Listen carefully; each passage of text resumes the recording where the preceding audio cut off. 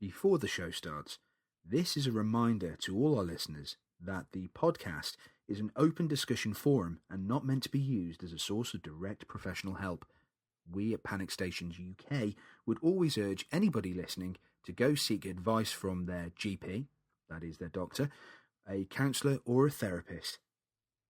The podcast is, however, a place for people to share experiences and realise that you are not alone. Due to the subject matter discussed in the shows, some episodes may have explicit language in. I warn listeners, as this is meant to be a realistic look at mental health. As such, you may find that some of the guests use some pretty colourful language. I ask all listeners just to freely accept this and to honour the guests that are on the show. It's their journey and it's their freedom of speech, and we at Panic Stations UK would never do anything to discourage that. Many thanks and enjoy the show.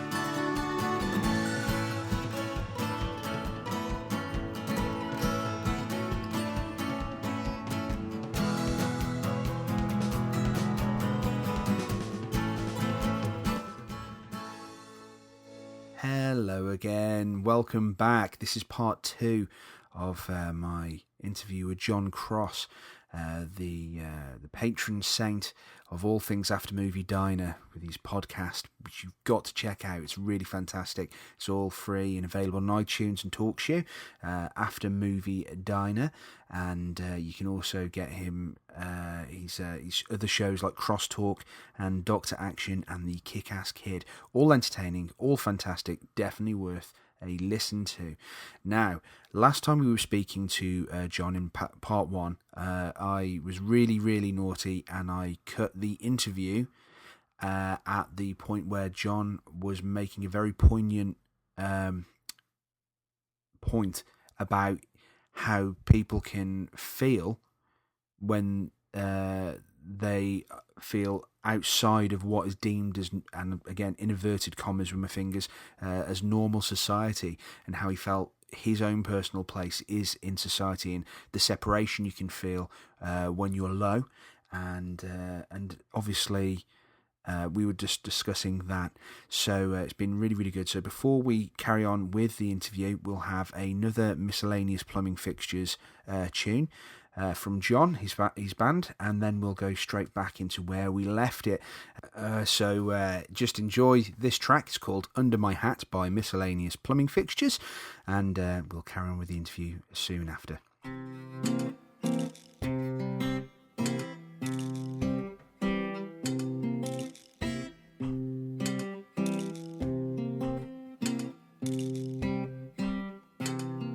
Well, I don't want to wear out my welcome. I don't like to be the thorn in your paw. I will follow wherever you are leading. If you meet me down at the river's shore, some people, they are searching for an answer. Oh yeah, before the question has been fully understood. Well, if you don't know right away, well then come back another day, because you won't be doing no one any good. No, the sky's the only savior I've been searching for. The water's all I ever need to drink,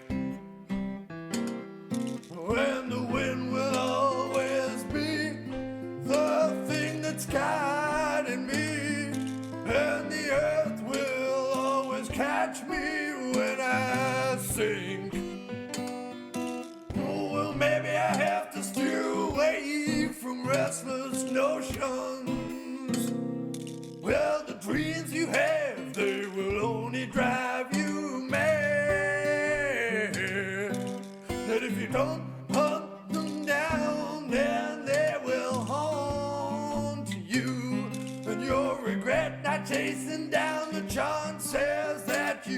hand. I'll take your hand and warm it when it's freezing. I'll share my dessert with you and only you. Well, I'll hold you close when the movie gets too scary. Your heart is in everything I do. Well, maybe we have forever to get this right. Well, and maybe our dreams will only ever be just that. But at least when we dream together. Oh, yeah. And the secret of hell is known to me now. And I'm keeping it under my hat. Yeah, the secret of hell, well, it's known to me now. And I'm keeping it under my hat. Oh, yeah. Oh, yeah, I'll be keeping it under my hat.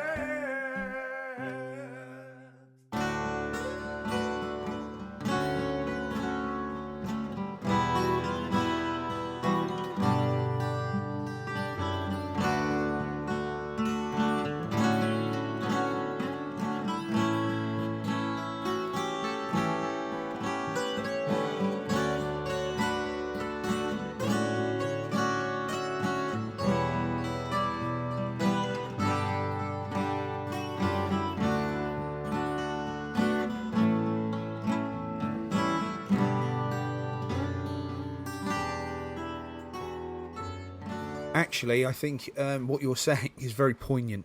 You're talking about an alienation in modern society where you feel that you don't fit in, and because you're not conforming to the things that where everybody classes as normal. And I agree with you on every conceivable level, simply because of the fact that there is no such thing as as normal. Bullshit. Oh, man. Right, straight up. This is going to be me having a bit of a rant now, so please forgive me. No, go ahead, dude. Sorry, I've talked too much. No, it's fine. You're the guest. Of course you talk. That's the main thing. It's good. Basically, when I was in one particular job, I was made to feel ridiculous and foolish because I liked reading comic books. Somebody once looked at me and said, "You look really weird. You're a grown man and you're reading Spider-Man." That like I was like this the scum of the earth for doing this, and it was on a break. I've mentioned it in a previous podcast, but that's how I was made to feel. And this person then went out and proceeded to do their thing. And go out and do what they perceived as normal, which I thought was, what? That's normal? How's that normal? Where they would go out and they'd go speeding around in a car, thinking it's really cool to be in their car and speed around and break the speed limit and do crazy stuff. And I just thought, you're doing that, and that's fine for you to be doing that. However, when it comes to me, and all I'm doing is reading a comic and I'm not doing anything to anybody else, I'm weird, and it's segregation, and there's no such thing as normal. I've been criticised in the fact that I've had depression in the past and anxiety. I was once signed off work for 2 months because of anxiety and depression, and I met a couple of colleagues saw me. I say colleagues in inverted commas. A couple of people saw me from work walking around, and they just kind of instant judgment. They were like, "Oh, there's nothing wrong with him. In fact, he's got fat. Look at him. All he's doing is he's sat on his arse eating pie and watching TV, and he's, oh, I wish I could do that." And I'm like, really? I would change my place with you in a heartbeat, mate. Absolutely. And then they would go out for example, one of the individuals, because there's many individuals that do that, would go out on a Friday night and go drinking and, try it on with anything with a pulse. And I'm looking at that thinking, how's that normal? What? And to me, I don't get it. And if you don't get it, if you feel like you're in a place where everybody else is, like, I don't get people loving certain stuff that they love just as much as people don't get why I love things like Doctor Who or Star Wars or comic books and things like that. I totally understand that. That people might not like what I like, but they're at the same time, I find it really, I feel estranged from society at times because when I've spoken about my own personal emotions or things like that, people, or try to put into words how I feel about stuff, people have looked at me and kind of cast judgment, thinking I'm either extremely weird or I'm this sort of thing that just should go away and keep out of their lives. And it's very hard. It's very hard to kind of be part of a society that stereotypes and condemns at the same time. And I know we live in a really weird society at the moment. I mean, society's always been weird. There's a great Men in Black quote. I'm always quoting it, and it's always a paraphrase of the quote. And it's basically them saying, well, if you're aware of aliens existing, why don't you tell, Will Smith's character says, Tommy Lee Jones's character goes like, why don't you tell the world? Tommy Lee Jones looks at Will Smith and goes, are you kidding? I'm telling you, and we're having a rational conversation. You're a bit freaked out, but we're having a rational conversation. I tell the entire world, and then mass hysteria, it goes crazy, because a person is intelligent, people are stupid. And I think that is very, very prevalent. What you find is people en masse start reacting and thinking in certain ways, and you just have to look at the way when they watch and understand the media and the way the media goes on. And I mean, recently there's been this stuff in the paper about Ebola, and now everybody's like, oh, we're gonna all die, it's Ebola. It's like, right, you've got to stand back and look at what's going on. Yes, it's absolutely tragic and horrible that Ebola is going on, and I feel terrible for the people that are having it, and God help us if it did come over here. And it's a horrible thing to think of. However, why should we be losing our cool at the numbers? The numbers are high. Like, one person dying is too much, but yes, there's like a few hundred, 900 cases or whatever it's been. I'm just kind of, it's not like millions and millions and hundreds of thousands and thousands and thousands, nothing like that. And people are reacting like it's going to be this plague that will sweep the nation. It will destroy society as we know it, and they're overreacting with the reactions of it all. And there's a certain fear mongering from what the public absorbs from the media and from what they're aware of. And at the same time, there's another major issue here with the fact that people will react in certain ways, and if anything goes against what they think is the norm or the national norm or whatever, they will they will lash out, and they will separate people, they will isolate people. And I mean, you can see it in classrooms from kids in school. That person doesn't fit in, they don't like such and such, right, well, we don't talk to them. And from a very basic thing from schools, and it goes on in workplaces, and it goes on in the world, and it goes on in religions.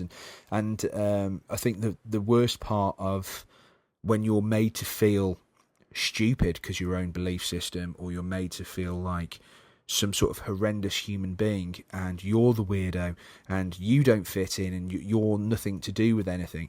That segregation is wrong, because nobody is normal. Everybody is weird. I'm sorry, anybody listening here going, well, I'm normal.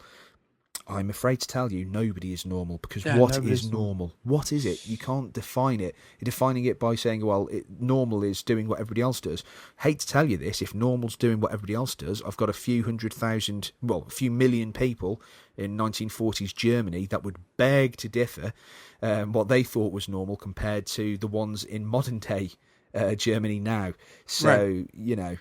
No, I think it's when you brought up school, that's a very interesting point, because I think that a lot of what happened to me in school defines me, and I think what also led to my slight collapse since I lost my job comes down to the fact that it echoes so much how I was kicked out of school.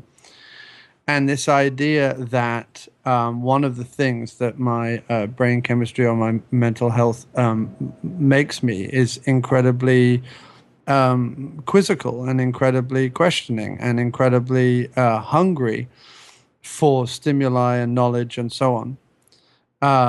And like I said, I was a very precocious kid. But when I got to secondary school, I found that the successful people were the people who sat and copied verbatim from the textbook or from the blackboard and didn't really say very much. But if the teacher wrote something up on the blackboard and I said, oh, okay, but where does that come from? Or what is that? Or how does that happen? Or whatever it was. More often than not, I was given either a cursory answer, told to shut up, or actually like removed from the class if I asked one too many questions.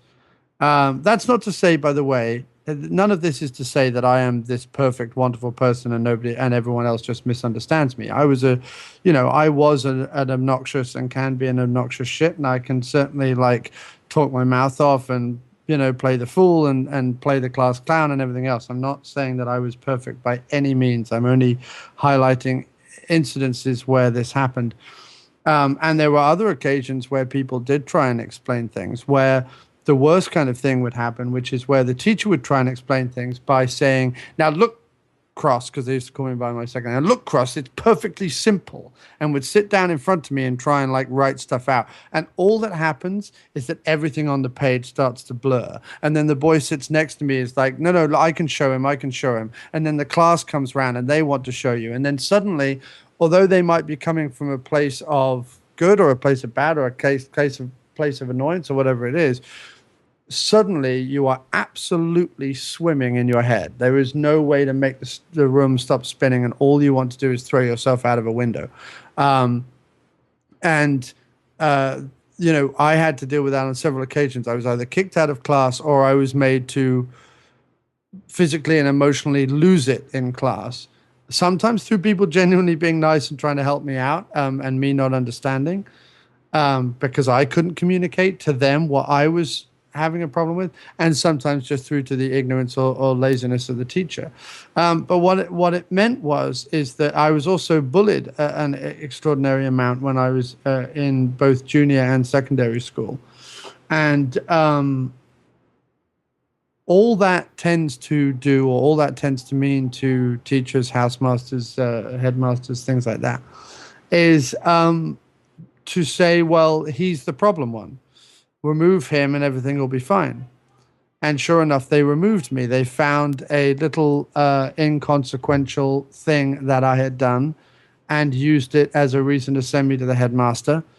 The headmaster had made a statement to my parents, the next time John gets sent to me, John's a problem. The next time he gets sent to me, I'll have to suspend him. Meaning the next time I had like a full-blown fit, or the next time, I did something really bad or whatever it was.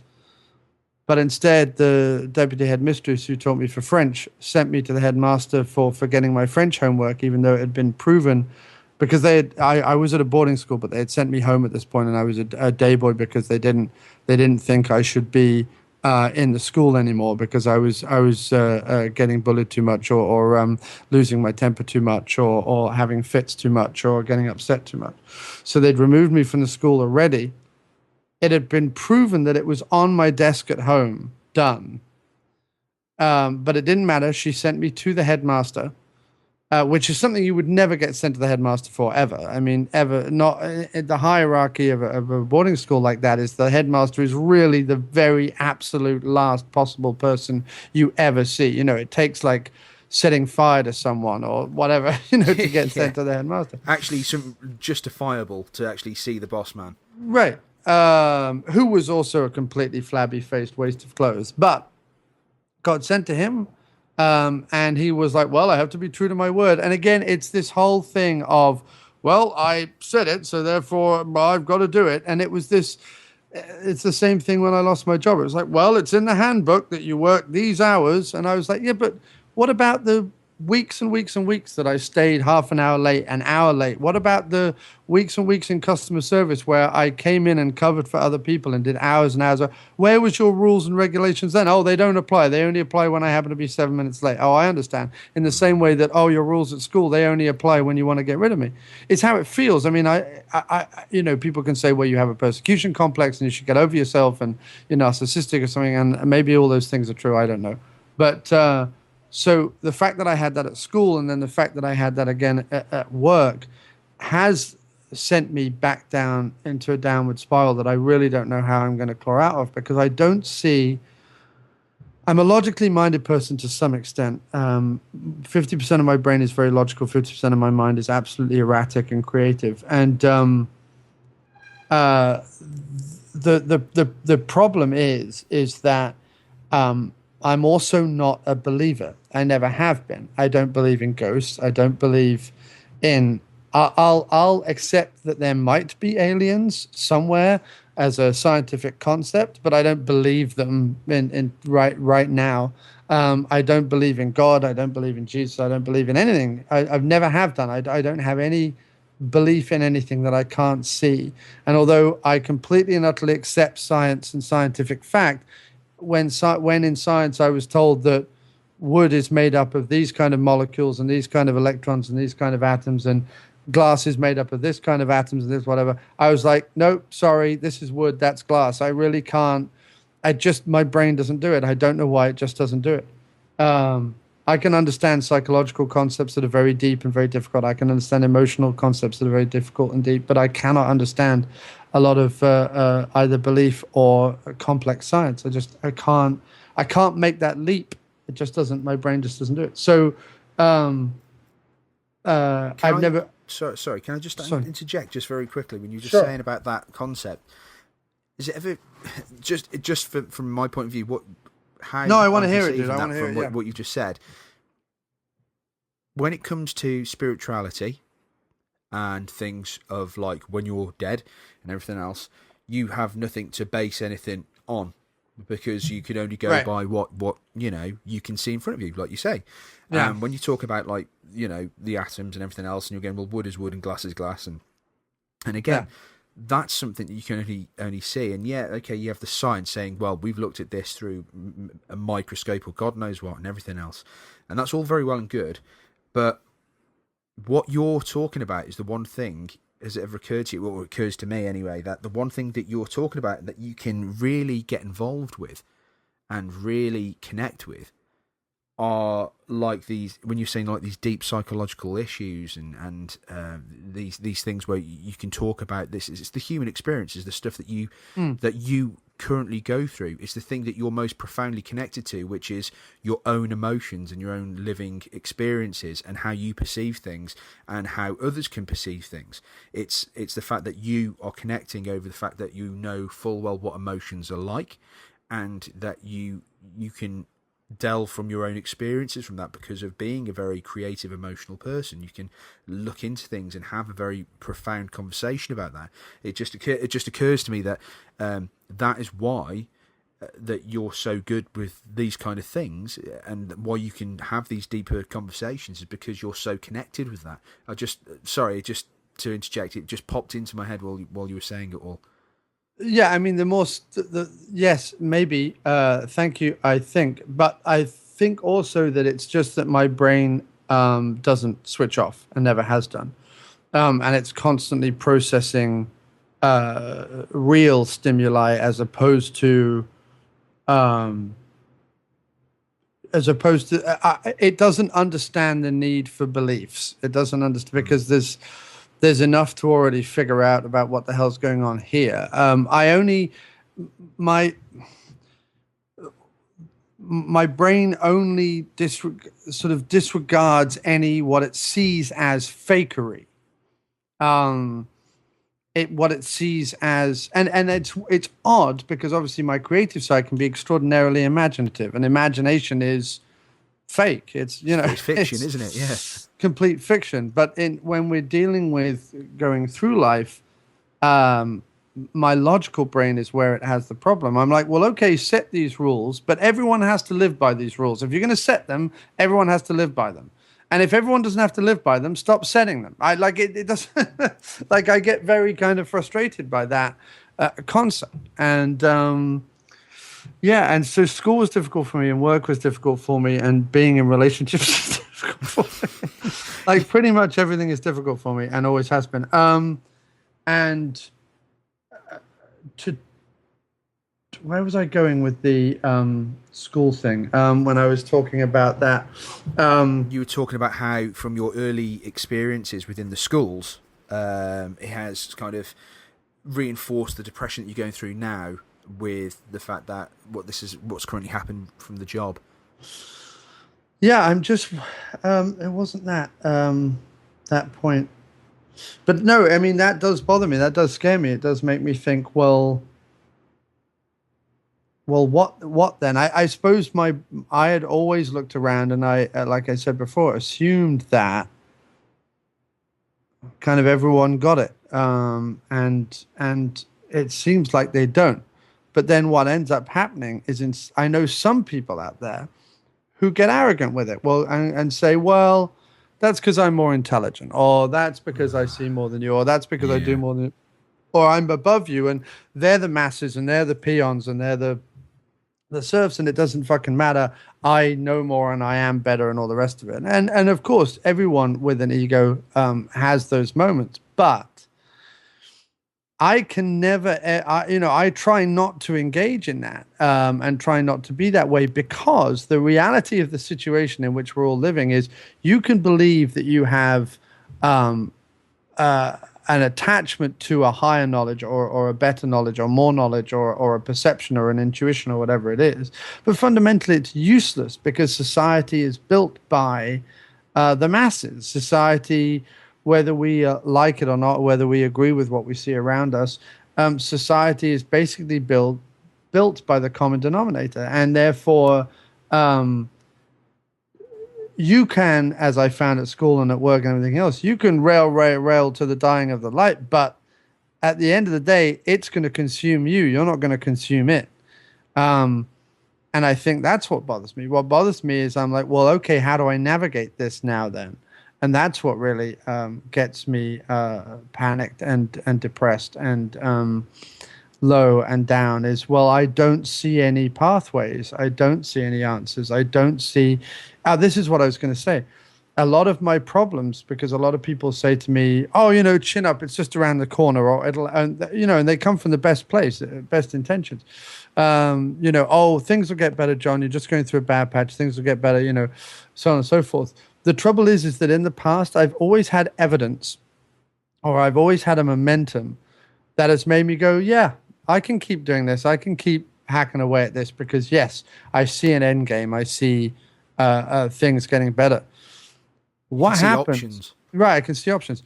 What happens when there are no options? What happens when there is no future? What happens when you don't have any evidence of that? What happens when you can't see where you're going or what you should do, or and your time is running out? My time is running out. I can't afford to stay in America anymore. If I come back to England, I can't bring anything that I currently own with me right away, which would mean an end to all my podcasts, because they're all on my computer, and it would, it would mean an end to my movie collection and other things which I hold very dear to me.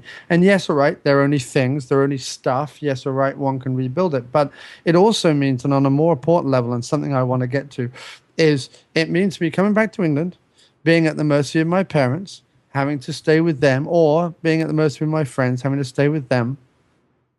It means having no job, no companion, no home, no nothing anywhere anymore.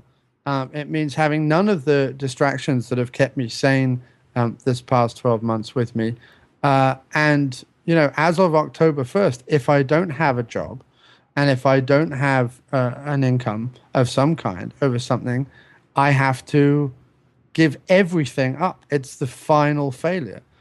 And I'm staring down the barrel of that, and it's really difficult. And when I went through my divorce, I didn't feel anger. I felt failure. And when I lost my job, I felt immense anger, of course, about that, but I also felt immense failure. And I get very embarrassed and guilty and feel very insecure asking for help or asking for support.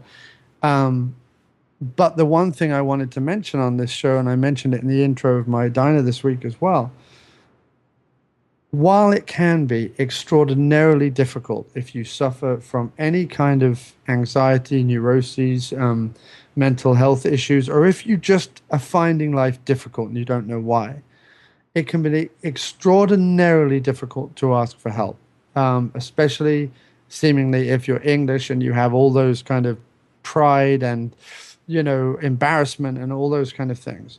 The admittance of failure is incredibly difficult. The admittance that one needs help is incredibly difficult and embarrassing and so on. And although I'm at a particularly low point today, and I don't sound particularly enthusiastic when I say this, all I can say is that this last 12 months, whether it all comes crashing down in 2 months or not, people have stepped up, people have helped, people have supported, people have given endlessly.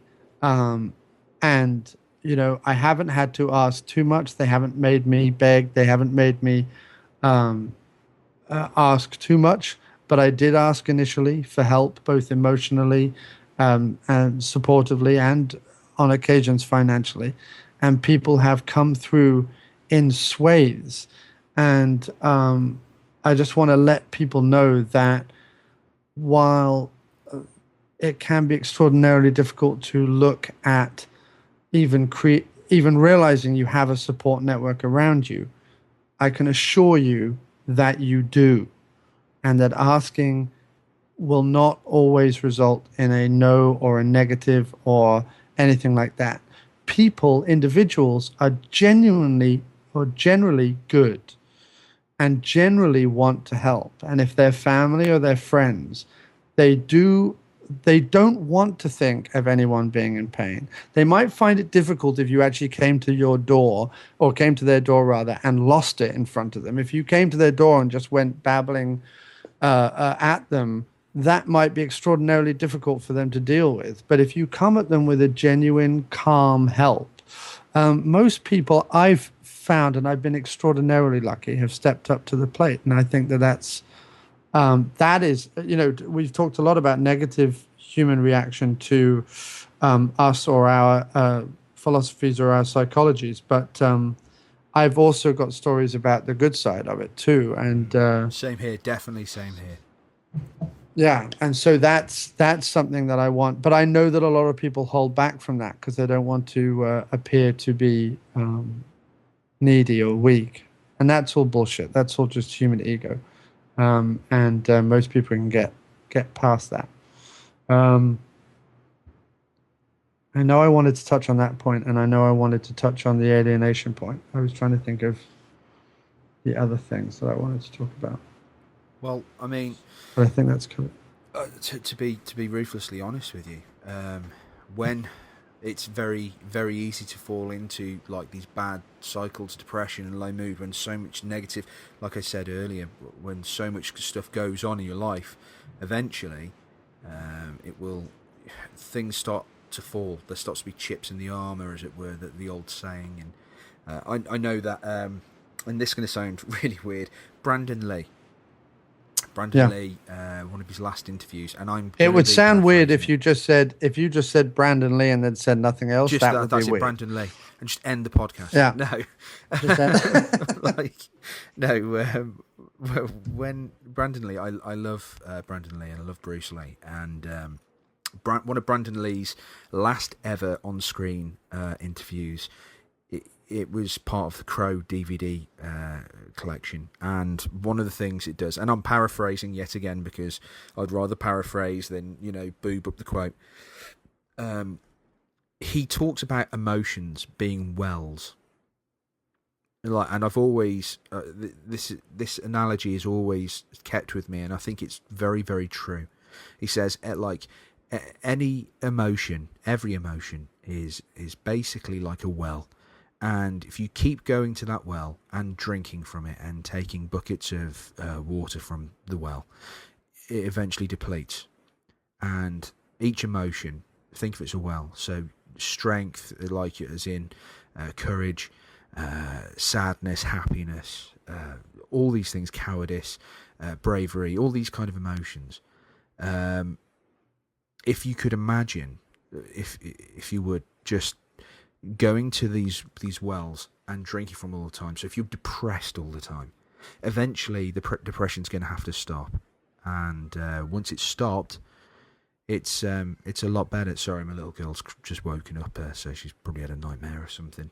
My wife's just looking after her, bless her.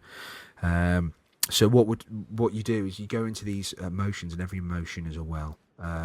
So you're going to constantly take in, like if you're always depressed, you're constantly being depressed. Now eventually that emotion is going to be used up, and like that well, and then you end up going to another well, and that might be being happy.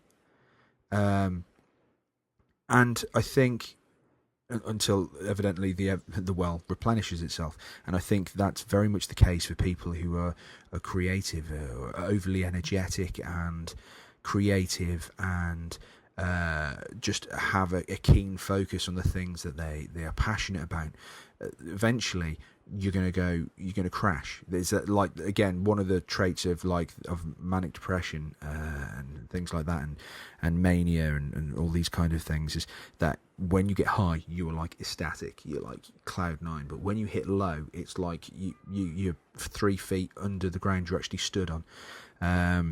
And with that in mind, I think when you are surrounded by such negativity and you can't see a closing, like you said, because I've definitely been there, where I feel like, and it's happened a few times, and and I do sometimes on a daily basis that feel this way, and then I can kind of, in varying degrees, but I kind of control it in certain aspects, where you feel like there's no future, there's nothing going forward. Now, fortunately for me, I have a wonderful support group in my friends. I have a wonderful wife. I'm very fortunate. I've got a beautiful daughter, and they're the things that give me hope for the future. But it's not my career. It's not my current job or anything like that. It's the hope in the future I get from my support group, and I'm very, very, very fortunate and very thankful and grateful that I have such wonderful friends and family around me. That said, in the situation where you find yourself, I mean, good God, like you've had so many horrible things happen to you at the same time that no wonder it feels like it's going down. And I think it's admirable that you have witnessed this situation where you've looked at things and you've gone, actually, I do have a good support group. People have stepped up, and I can see what you're saying. But when you feel like you go back, it's almost like, if you go back to your parents, if you go back to friends, or you leave the country, and all these different things, it feels like failure. It feels like you're going backwards and you haven't gone forwards. And as you get older, you realise that the options to do things aren't as plentiful as when you're a kid going, I could do this, this, this, and this.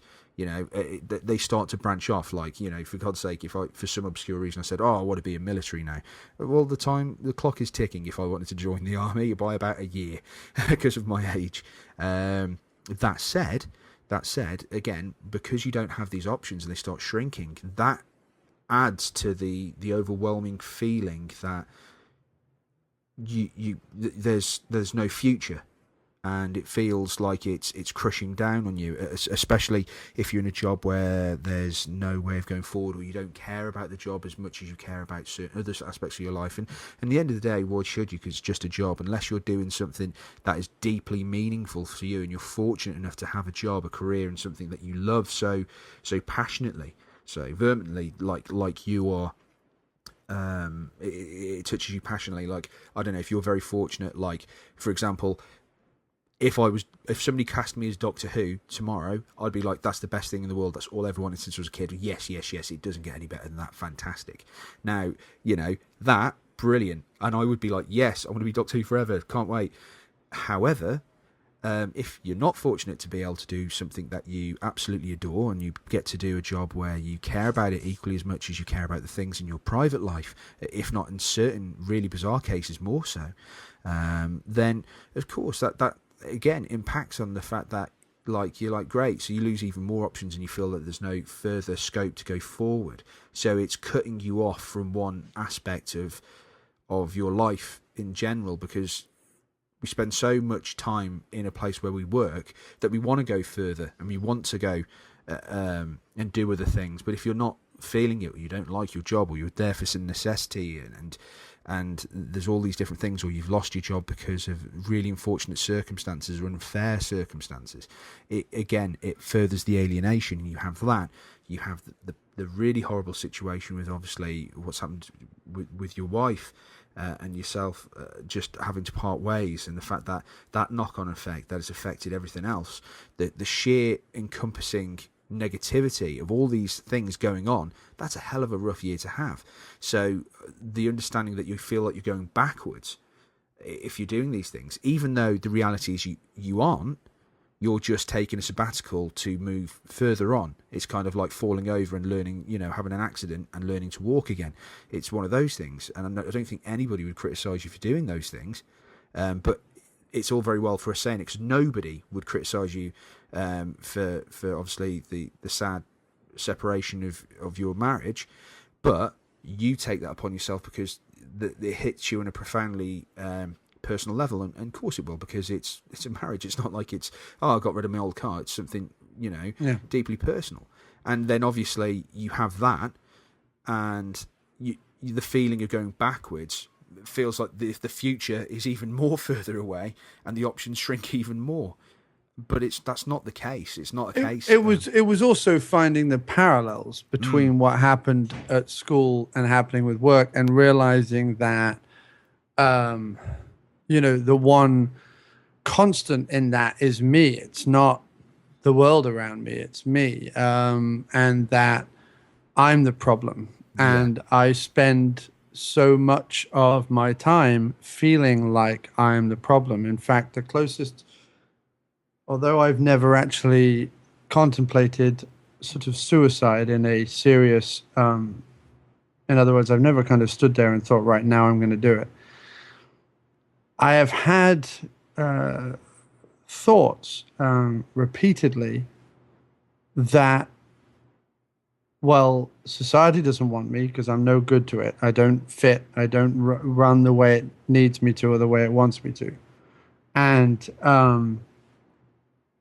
I'm sick and tired of being a burden to everybody I see around me. And anytime even a relationship or a friendship or anything starts up, I'm immediately aware that, okay, at some point I'm going to be a burden to these people emotionally or somewhere else. I'm sick of my family having to worry about me. My parents constantly having to worry about me, just when they thought, oh, he's married and he's settled, he's got an apartment and everything's fine. Nope, sorry, still that shitty little kid with all the problems I had when I was 5. Now I'm still there and I'm still a problem to you. And I've had these thoughts repeatedly, and I've thought quite seriously that if you could go somewhere, pay some money, and get an injection, one of these quiet little painless injections that just send you off to sleep, like we give to criminals, but we won't give to people who are screaming in agony because they have an illness or because they're dying or because they have a broken body or whatever it is. We don't give it to them. We give it to criminals.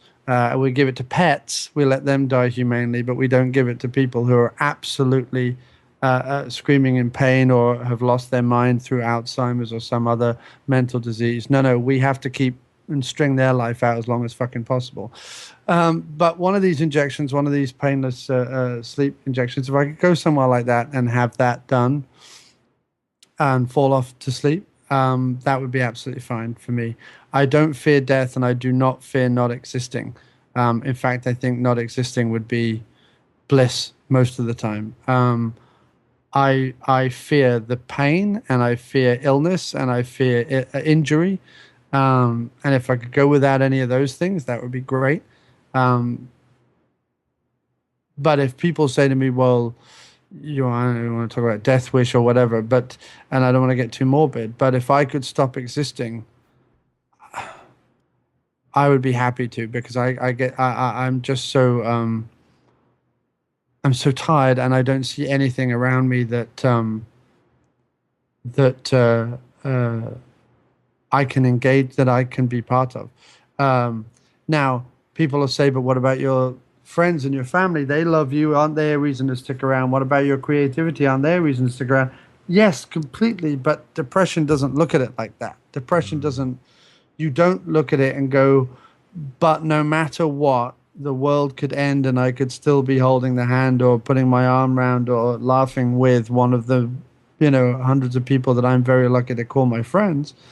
You only think to yourself, I'm a burden to them, I'm a problem to them, I'm this selfish, egotistical, narcissistic, depressive fuck who doesn't fit into the planet anymore. The society doesn't want me. I don't want to go partying with my cell phone, and I don't want to go, up the ziggural at some stupid fucking corporation, and I don't buy into the economy, and I don't buy into religion, and I don't buy into politics, and I don't buy into any of this stuff. Nobody needs me. I don't need to be here anymore. I'm done. That goes through my mind all the time. And so on top of my constant fight to stop myself losing it, I have to constantly tell myself, no, you need to get up and wake up tomorrow and be alive and get through that day. But it's incredibly, interminably hard when there's no future and it just doesn't seem to be, anything you can do. And that's, I'm by saying all that, I'm trying to illustrate how a depression can make you feel. I'm not trying to say that I'm about to do anything or that I sit around and morbidly think about death all the time. I'm saying that this is if you have a loved one or if you yourself are going through something like this is what they might be thinking. This is what they might be going through. They might not want to hurt the people around them or upset the people around them. They might want to finish their business, say to everyone around them, look, it's been great, thank you very much, but I'm going to go off into the night now. And I have that thought all the time. It can be an absolute bugger to realize that that's just a thought that my brain is coming up with, and it's not reality because it feels so real sometimes, Yeah. I actually, again, I think the thing that's the thing that's helped me is I see a future thanks to having my little girl and having my wife. Don't get me wrong. I have a wonderful family, and they are great. And again, same thing with you were saying with friends. I have the best friends, my friends out there that have been there for me and they've helped me out, and people who they've not needed to be there for me and they've helped me out, and none of those things. They've never needed to do it and they haven't done it, but they're still great people, and they make my life infinitely better for being part of my life. I don't want to sound ungrateful, and I don't want to sound... No, you don't. You like just I'm attacking anyone. I'm just trying to talk about... I'm trying to be as honest and clear as I can about what can go through my brain in a day. And anyone who knows me, and I don't know if it's come across in this interview, but anyone who knows me will know that I am hardest on myself. I'm not hard on other people, although I find society difficult to get through, and I find people make a lot of illogical, stupid, and damaging decisions, both to themselves and the people around them. I know all my faults, and I'm the first to point them out and apologize for them. And like I say, I constantly feel like a burden or an annoyance to people, despite what they tell me. When someone says, "Oh no, dude, no, you're wonderful, and I find you funny, and I think you're great, and we love you, and it's not a problem," I only hear, "Yeah, but you're saying that to be nice." I never truly believe it about myself, or could ever believe it about myself. I wrestle constantly with the desire not to have any kind of ego, despite clearly having one. But I wrestle not to think too highly of myself, because whenever I meet people who think too highly of themselves, I want to drown them. Yeah, but no, I agree. It's one of those things. It's kind of like you don't want to you don't want to turn around and basically come across arrogant because you're not an arrogant person. And when you see the traits that you identify with the kind of people that you don't like, you'll shy away from them. And sometimes, even if you don't like that person, it might be worth just noting that their confidence is perhaps a good thing in certain respects for their own psyche.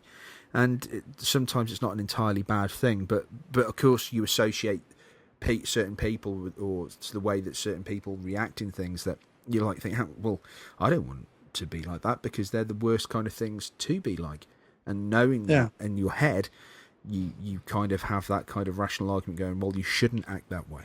And if you do act that way, you are a bad person, and it highlights it more. You go, well, then I would be an arsehole. And it's kind of like this horrible circle, self-fulfilling circle, where you look at it and go, well, if I am this person, I'm a dick. But I'm a dick anyway, and it's just going around. Yeah, in circles. No, completely. I think I have confidence. I mean, I can walk into a room and talk to people. I'm not a shy person, and clearly I can be open. But yeah, I lack self-esteem. Is what I lack. There's a bit in that documentary where Stephen Fry, and again, Stephen Fry, much like Robin Williams, people look at him and go, "But what do you mean? You do all these TV shows, you have all this money, you get to have all these great friends, you're all funny and everything else." But there is a time where he sits in that car and he gets low while they're making the documentary, and he allows them to film it. And he says, all that's going through my head right now is you're a cock, you're a dick, you're an asshole, fuck you, fuck off. And I think that people don't. I think when people hear that, they think, that maybe you're just saying that, or maybe you're saying that for attention or something like that. But pull yourself together, kind of thing. Yeah. Our brains, maybe everyone's brain. I don't know if again, as I said at the beginning, I'm not going to say anything unique or different or weird or whatever. It's all going to be stuff that someone somewhere has experienced. But our brains tend to tell us that we're the fucking worst people on the planet. And then sometimes my brain stops and it goes, well, you've never beaten anyone, you've never raped anyone, you've never killed anyone, you've never, hopefully you've never belittled anyone, certainly not on purpose. You don't litter, you don't make loud noise in libraries, you don't, whatever it is, you have public decorum, you have whatever it is. So you can't be a bad person. And then the other part of your brain goes, but you're a fucking dick. Listen to you. Oh, yes. You self-obsessed little ass face. You know what I mean? Yeah, definitely. Yeah, taking a compliment from me is one of the hardest things. I cannot do it. I just don't believe it. I don't know where it comes from. I feel very flattered. I feel very honored that people say it. But I don't know where to look when somebody does give me a compliment. I'm with you there. Somebody does that. You don't know where to look kind of thing. You go like, it's uncomfortable. Yeah, it's not just the uncomfortability though. It goes deeper into the sense that someone can say something and I just don't believe it. I just don't. I can't process it. So it's akin to what people think when they see someone drawing. They go, I don't know how they draw. Oh my goodness, look how amazing they're drawing, because they can't do it. But you might be able to weld bridges together, or scale a mountain, or drive a car, or do really good sex or something. I mean, you might have lots of different skills that person who's drawing, they might only be able to draw. So but people can look at things and they can compliment you for things that you yourself go, but it's nothing. There's nothing miraculous in it. Anyone could do that, is how you kind of think about it. And I also want to point out, we've been talking a lot, just because obviously I'm in a period of my life which isn't going well, that we've been talking about depression as if it's related to these bad things that have happened in life. And certainly mine currently, or the thoughts that are racing through my head, are related obviously to where I am in my life. That would make sense. But you don't need to be in a bad place to suffer from depression. I had a job that was bringing in over $70,000 a year. I was living on the Upper East Side with my wife, who I loved very much. Yet I still had moments where I completely lost it, tore all my clothes out of the cupboard and threw them all over the apartment, pulled all my DVDs off the shelves, shouted, ranted, hit myself on the head and everything. I still had those moments when, even when I was, to all intents and purposes, at the peak of happiness. In a comfortable, happy-ish place, yeah. And if anything, the happiness makes the frustration and the depression worse. Because what you're have I like, got to be unhappy about? Yeah. And you feel even more selfish and even more idiotic for feeling that way. And, because it's easy for me to sit here and go, well, I'm low at the moment. Well, why are you low? Well, you don't have a job and you don't have a future and you've lost your wife. And, it's easy for me to sit here and say all those things and go, well, that's why. But also, I have lots of loving friends. I have a great life online. I do several podcasts. I'm creative all the time. And my friends have been nothing but supportive to me. And my family, my dad and mum have been nothing but supportive of me and what I've been going through this last 12 months. And yet I'm still desperately depressed. So there is no correlation between whatever's going on. Bad things and happiness, yeah. Yeah. Yeah, I agree with that because there have been days I've woken up and gone, I can't even be bothered to get out of bed. And the last 2 days for me, man, I have lain there and I have 2 alarms because I always panic about not getting up. And I've sat there, fallen asleep, alarms have gone off, snooze, snooze, fallen back to sleep, snooze, snooze for hours until I finally turned the alarms off and then just laying there in bed, Yeah. And after this, I will get back into bed. Yeah, but it's the motivation. You lose motivation in things. I mean, before I got hit badly with depression and anxiety, I mean, I was physically in really good shape. I was the thinnest, the lightest I'd been probably in my entire adult life. I was actually getting a 6-pack. I was actually getting pretty ripped. Things were going great, but then a bunch of bad things happened in my work life that added lots and lots and lots of stress. And they, very similar to yourself, they rang true to things that happened in my past as a kid. And then you start thinking, well, it's me. It's got to be me. And I'm a dick. And then the next thing you do, you find yourself I found myself putting on a shitload of weight. And, on tablets, and you can't kind of get the motivation to lose the weight. And it's kind of, you look at the fact that I look at the fact that I've got this weight and I'm like, great, well, I'm embarrassed. I don't like having my picture taken, which is even worse because I've got a 2-year-old kid and they're moments I'll never get back. So I take loads of pictures of Skylar and Debbie with Skylar, but not, you'll note there's very, very, very few pictures of me and Skylar together. And that's really sad. And that I know I shouldn't be that way. But the problem is I have issues with that. And again, it's a knock-on from the devastation. It's the fallout from having a major depression, which has eased off, but it's still the fallout from having major depression many years ago. And it does, people don't, again, they just the whole bullshit, pull yourself together, you don't know, because they don't understand. Well, that's fine. I think the best way I can describe the stuff that I've gone through with depression is you sit down, such a fucking, nothing makes sense, nothing kind of initiates your desires to do anything, you don't have a drive for anything. People going, oh, well, he just sat on his arse, oh, it was raining, so all he had to do was watch TV, it was brilliant. No, it wasn't brilliant, it was fucking horrible. You're existing and you don't basically do anything. And again, I've said before, I'm not going to excuse the language on the show because we're opening ourselves up and it tends to allow language. So, it's one of the things of being human. And I fucking hated it. I'd have family members going, what? You've had a breakdown. You have. Like, kind of like trying to wrap their heads around it. Like going, why would you have a breakdown? And I'm like, no, just... And not because they were being horrible, I may add. This has nothing to do with being horrible. It was because they found it hard to understand the situation around it, and sometimes there's no real reason to have that happen. I'm sure, and I'm absolutely positive after having counselling and professional help, which I always advocate,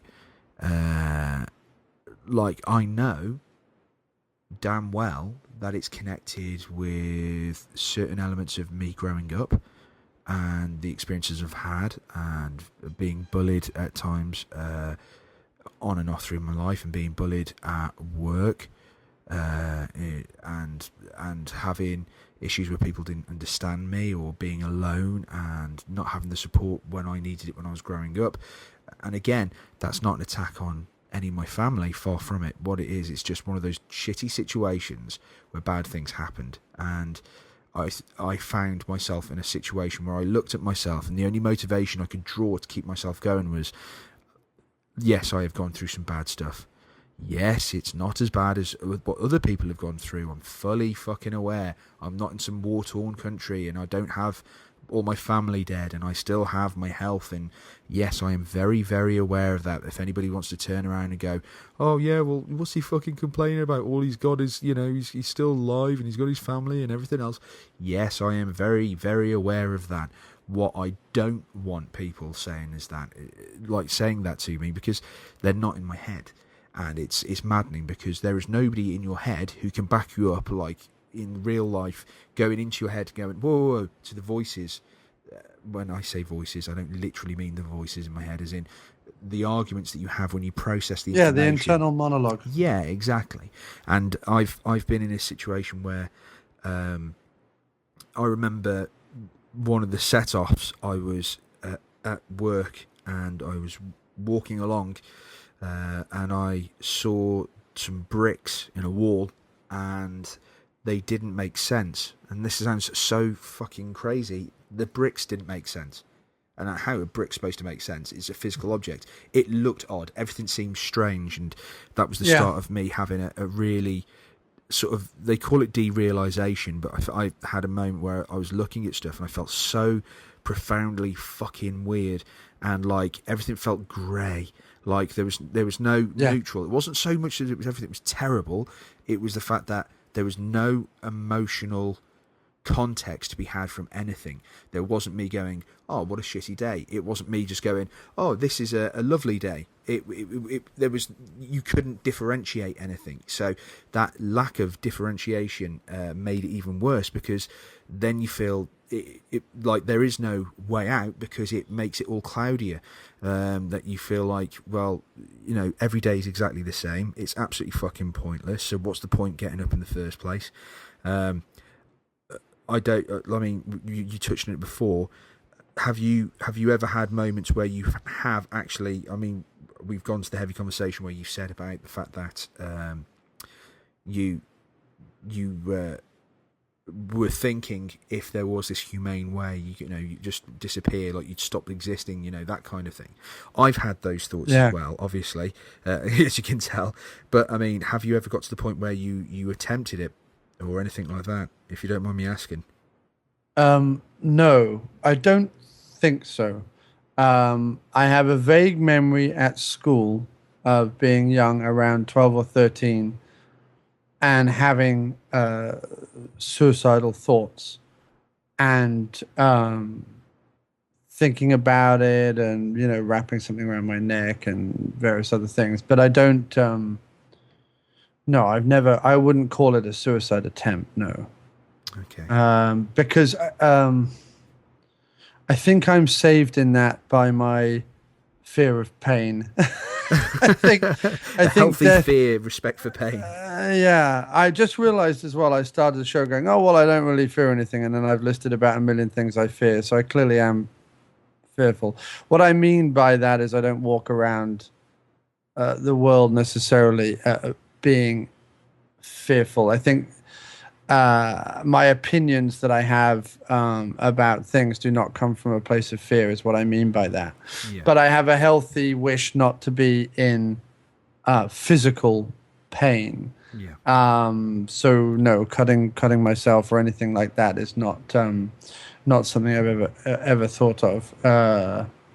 And I'm not a gun person, so I've never had a gun around. So that's never been an option. I don't know that if we had guns in the UK, whether I would have contemplated it, because that would seem like an easier way, but I don't. Or a less painful way, rather. Nothing's easy. I didn't mean to be flippant. Sorry. A No, painful no, way. no, no, no. You're not being flippant. Far from it. I Look, don't know, but yeah, I'm just trying to think about it. But when you were saying about the bricks looking strange, I vividly remember as a child and sometimes as an adult, but certainly as a child, having occasions. I'm a musician, so I play piano and guitar and various other things, but having occasions where my musical instruments sounded discordant. And I don't mean out of tune. I mean that I would play them in tune and they wouldn't sound right. They sounded wrong. And I couldn't make them sound right. And it's like and I've had also moments where you feel like you're outside of yourself and you're looking at yourself and nothing seems right. And everything seems a little strange. I would imagine as people have described, trips being like or whatever, although I've not done it, drug trips or whatever. I've certainly had that. Seeing my face and thinking my face looked weird and thinking my face wasn't me. Things like that as I grew up. Yeah, I had that definitely. So that rings true. I understand that symptom. Yeah, it's sort of like it's really strange. I mean, like one thing I have this real, and I still have it to this day, this terrifying thought that what happens if this never goes normal, as it were, or as normal to the point where I can just exist and I'm not worrying about having an anxiety attack every single day, or I'm not worrying about going shit. What happens if I never have this feeling of not feeling stressed or wound up or things like that? Hopefully it'll go and I can be like everybody else and I can be happy, almost. It sounds really stupid because I am happy. I'm not unhappy, but I'm not... I don't know, it's a hard way to describe it. It's almost like saying that when I'm run down, it hits me more. And currently, right now, I'm run down because I've been doing lots of stuff.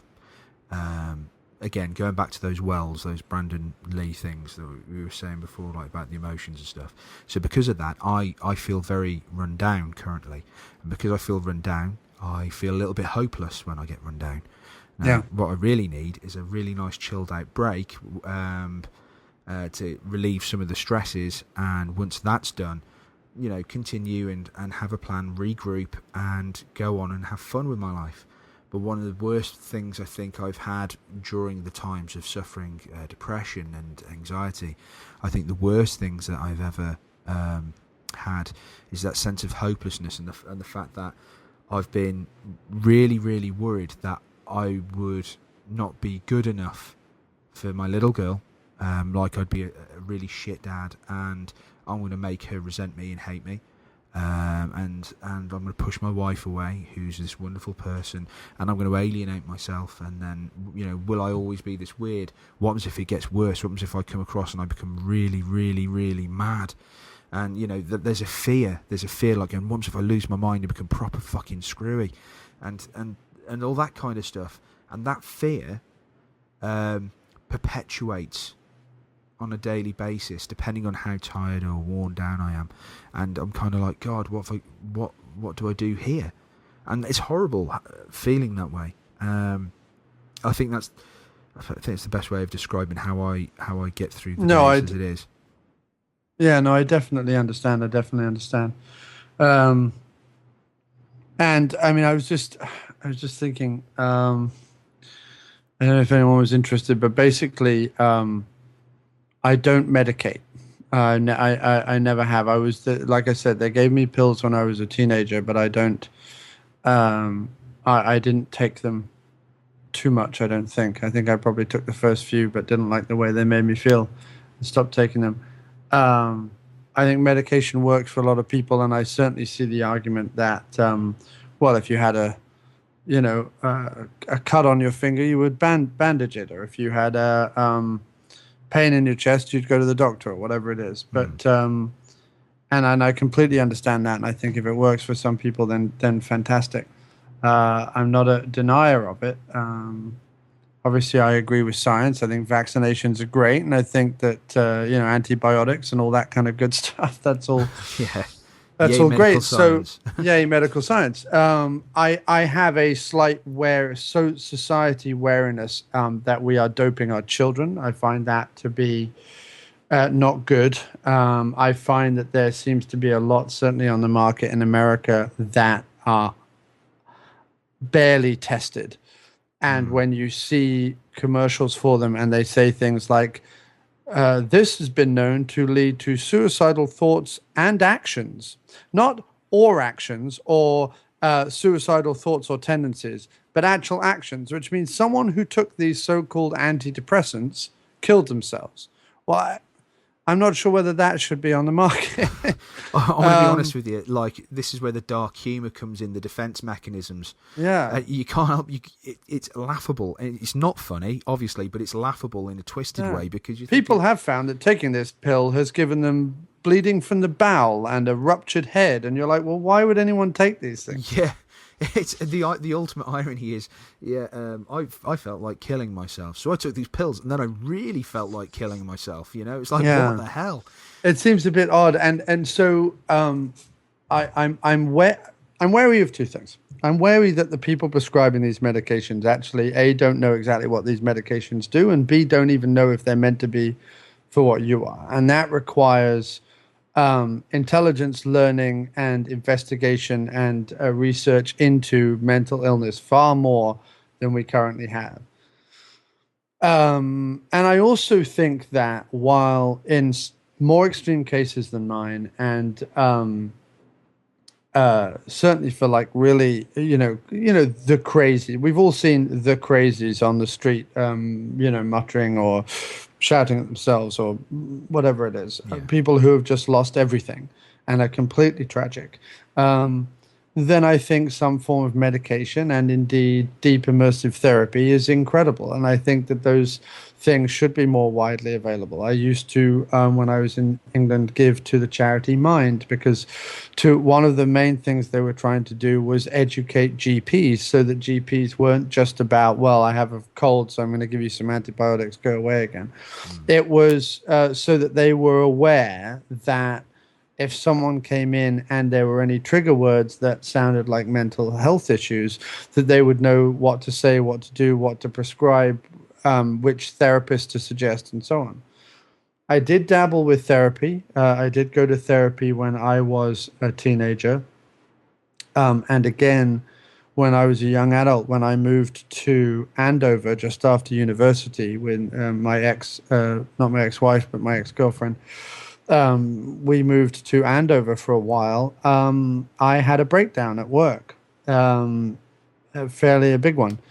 And I was lucky that where I was working had one of these phone lines as part of their HR stuff, as part of their staff resources. Staff has the help staff. They had a phone line that would put you in touch with a therapist.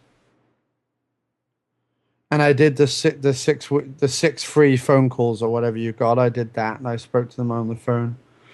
And then, of my own volition, I went and found a therapist, someone that I could see in person nearby, and paid for a few sessions. And my issue always was with therapists who are not trained psychologists. That's another thing that people need to be aware of. Therapists are merely amateurs who sit there and listen. Except the ones that I went to didn't listen. They tried to offer their own advice, and all that does is frustrate the depressive, because the depressive is like, well, you clearly don't understand what I'm talking about. And I've been in too many of those situations where I'm sat there talking to a therapist, and my therapist is asking all these sort of questions where I'm like, but this isn't relevant to what I'm talking about. You need to listen to what I'm talking about and stop asking me questions that come out of the 1 in 101 things to say in therapy manual, and you need to start acting like a human being. And because I have these things that go through my head, I find therapy find traditional go into a room with a stranger therapy very difficult. I find being able to talk to my friends and family much better. And I also find self-therapy and self-control and medication in terms of changing your diet or changing your sleep patterns or whatever it is, a great help. Oh, they're really, really major things that definitely help you, right? Yeah, but I have learnt that and kicked and screamed learning that over the last 16, 17 years. It's not something that comes straight away, and it's certainly not anything I could teach. But I've learnt how to, I hope, control my more manic episodes. I know that when I'm down, it'll pass, so therefore I can kind of ride it out a little bit and still function enough to be able to, I went to a meeting last night at my job agency, and I'm doing this show with you now. So, and I went out and got groceries and things, It's like a checklist of being productive. Yeah, completely. I find that helps a lot. But in general, I have, self-controlled and self-medicated. Like I said at the top of the show, I do want to get myself diagnosed, and I do want to see exactly what a professional would suggest. But it would have to be in a Stephen Fry type of environment where I absolutely really trusted the professional, because I have a cynical mind, I have a disbelieving mind. You have to prove to me you're a professional. I don't just trust you because you happen to be wearing a white coat, Yeah, exactly, yeah. Just because you're wearing a white coat and got a clipboard, a scientist, it does not make you. I'm not still going to trust you to send me into space. No, exactly. And I also have this thing, again, I find any form of, this might sound stupid to say, I don't know. I find any sort of form of racism or bigotry or anything like that completely odd to me, because from as young as I can remember, my feeling has only ever been, we all have blood, we all have skin, we all have hair, we all, and so on. It's never been a case of that people are different to me. I've never believed in hierarchy. I don't think that the Queen is any better than I am, or that a general in the army is any better than I am as a human being. Now, he may have seen things or done things that have kept me safe, and therefore he has done actions that might be better or beneficial to society, and that's fantastic. But as a human, as a biped, as a four-limbed, upwardly mobile animal, we're all the same, is what I'm getting at. So I've never really had this. Two of the other things that my brain chemistry has knocked out of me is this belief that there is any difference between any of us, and this this idea that anyone is better than anyone else, or anything like that. I just don't buy it, and I don't understand it. And it also, I don't have competition. I don't understand, like what you were saying earlier about the guys you had at work, their jealousies or their insecurities around you, because that's all it was. They wanted to read Spider-Man and you were doing it, and they were like, well, fuck him, because I really wish I could be reading it, but I don't want to be reading, but I don't want to read it in public because I'm afraid.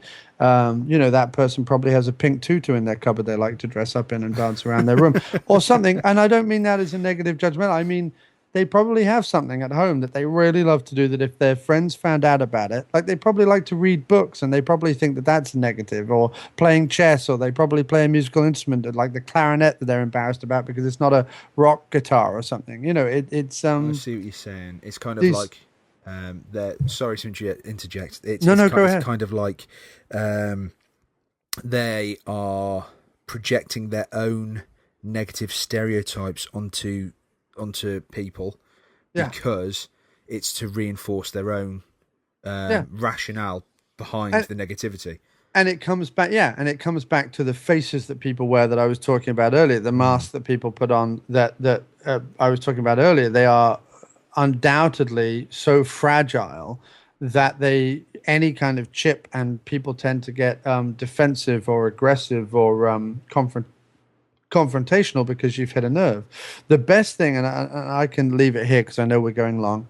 No. What I'm going to do, I'm just chop the episode up, so it's all good. As in, like, chop into separate episodes. Oh, okay.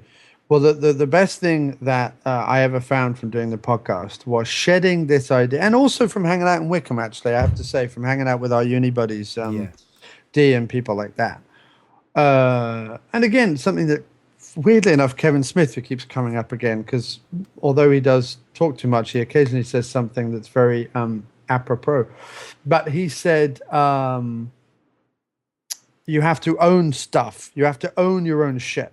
And something that I think Wickham was great at, and something which I think the podcast has been great at, is embracing stuff that people used to be embarrassed about. I mean, there's a whole geek culture out there that is now embracing stuff that used to be embarrassed about. But I feel like our generation was like the first ones, kind of thing. Oh, yeah, definitely, yeah. And I know it sounds really stupid, but the belief of being able to go, no, actually, I really love the Dolph Lundgren Master of the Universe. I really fucking love that movie. The ability to be able to say that, put that out in public, and own it. I know this might sound ridiculous to people because you're just like, the Master of the Universe with Dolph Lundgren. What are you talking about? It's a great film. Sorry, I agree. It is. But all saying that I really, really love Super Ted as a kid or whatever it is. Like, pick your childish, stupid, silly thing that you're afraid of that you keep right at the back of your closet, pull it or cupboard, pull it out of your wardrobe. I'm going to use a third word. Pull it out of your wardrobe and put it on, as Kevin Smith would say, Front Street and make it known, because it really is. Again, I am big on catharsis. I really am big on catharsis. And you put it out there. They announced a Banana Man movie earlier this year, and I was like, fuck yeah, Banana Man. And I'm like, I'm a grown man. I'm 34 years old. I'm going to be 35 in under 6 months. And yeah, I'm like, fuck yeah, Banana Man. And I think owning that stuff, and I think being positive about that stuff, and I think getting rid of the shackles of competition and insecurity, if you want to be healthier mentally, it's the first step, dude. It is the first step. But unfortunately, this is the first step towards the end of the episode, because this is the end of part 2. We will be back with part 3, the final part of the interview with Jon. It's really, really interesting take. I could talk to the guy for hours, quite clearly. And I really think we should have him on again, because it's absolutely fantastic interview. And he's got a lot to say, which is really, really interesting. I know a lot of people are enjoying these interviews. I've already had some good feedback. So, if you want to be on the show, you want to submit any music, anything like that, you can do it the usual way. You can either go via our Facebook page, or you can send me an email at panicstationsuk@yahoo.co.uk. And until next week, where we wrap everything up with Jon, this is me, Chris Jones, saying have a great whatever you're doing. Be safe, look after yourself. Remember, you're not alone. And speaking of being not alone, here's Robin Blackmore with his fantastic tune, This Swirling World, which I'm obviously now using as end credits music because it's fantastic. Cheers, Robin. All the best.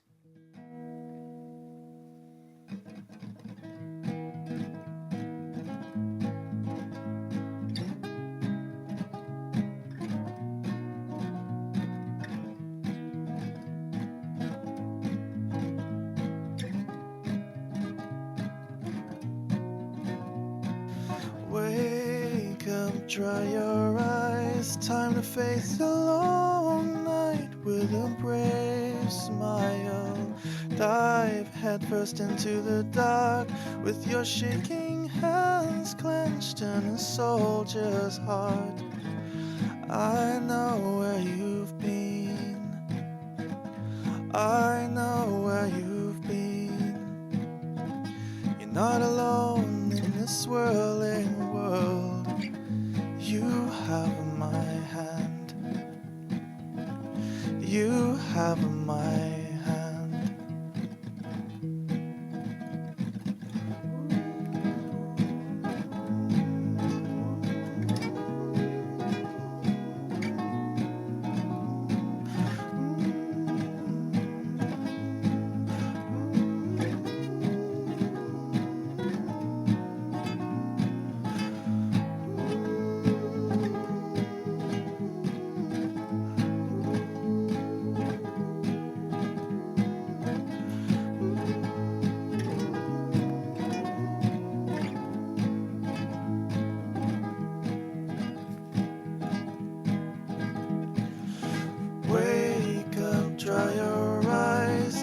face a long night with a brave smile. Dive headfirst into the dark with your shaking hands clenched in a soldier's heart. I know where you've been. I know where you've been. You're not alone in this world.